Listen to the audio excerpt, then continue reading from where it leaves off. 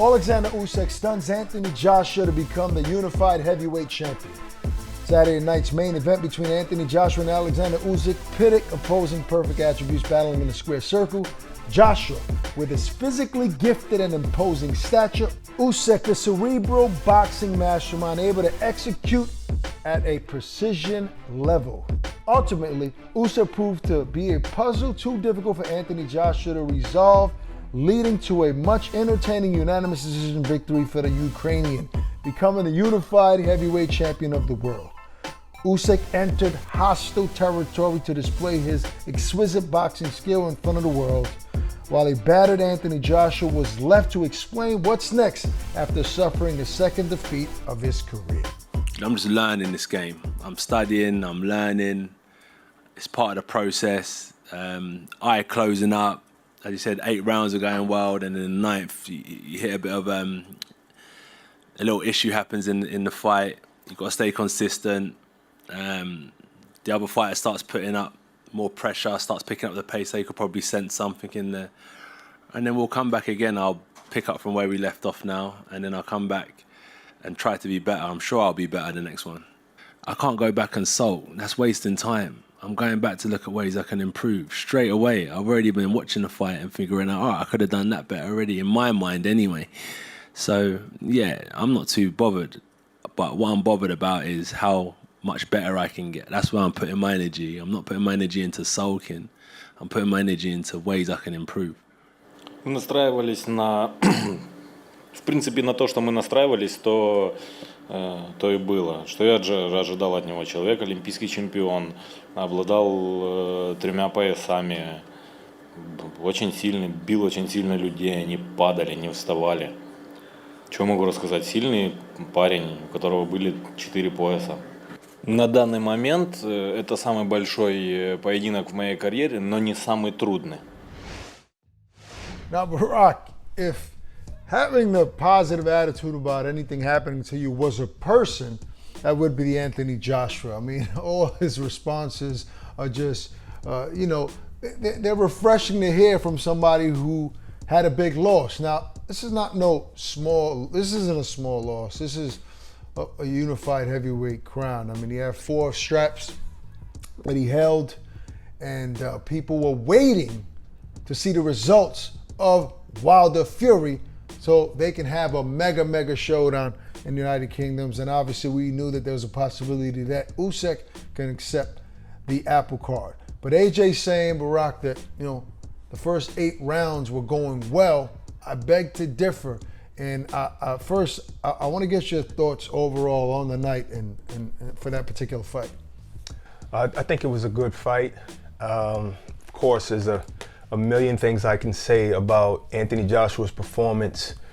But one thing I do want to say is that a lot of people are saying already, we're only a couple of days removed, but a lot of people are saying that he shouldn't take the rematch straight away, that Usyk will beat him every single time.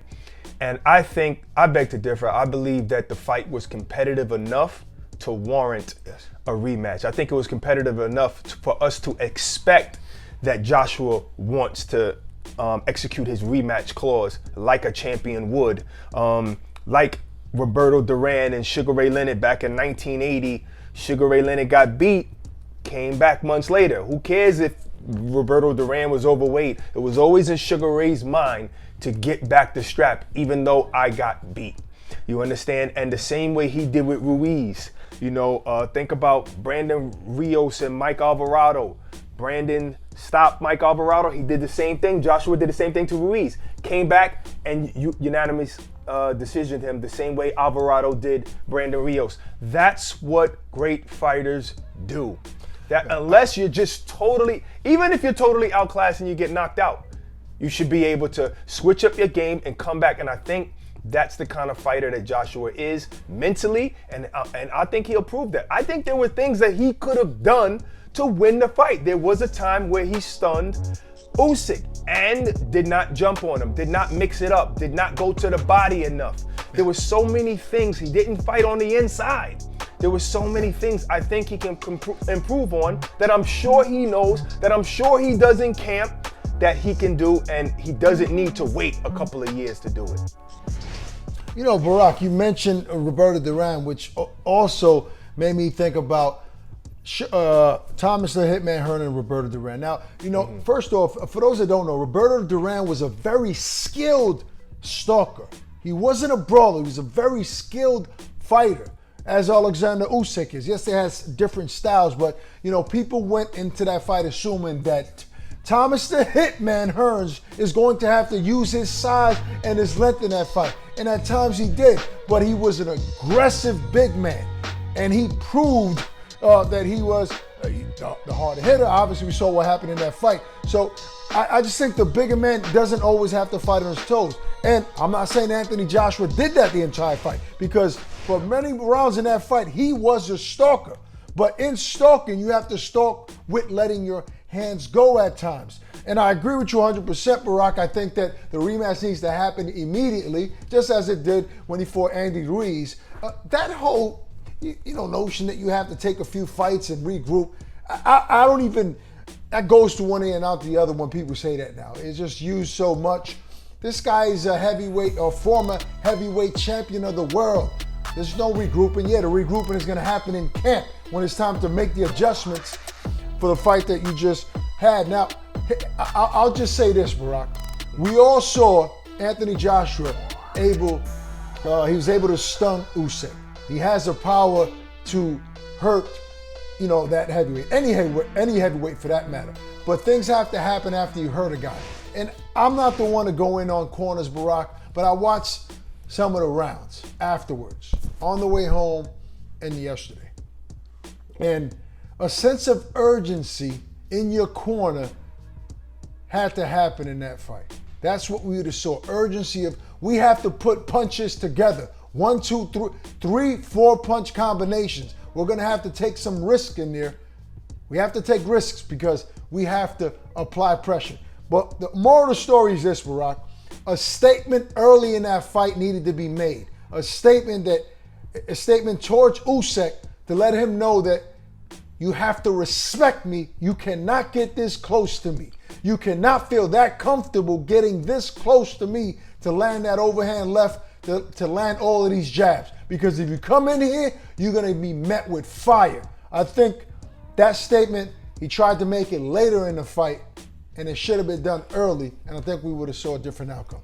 But I want to say this one last thing, Barack, and I'm sorry. I want to give all credit to Alexander Usyk for a hell of a performance. He deserved that victory, and I don't want to take, me pointing out Joshua's mistake doesn't mean I want to take away from his victory.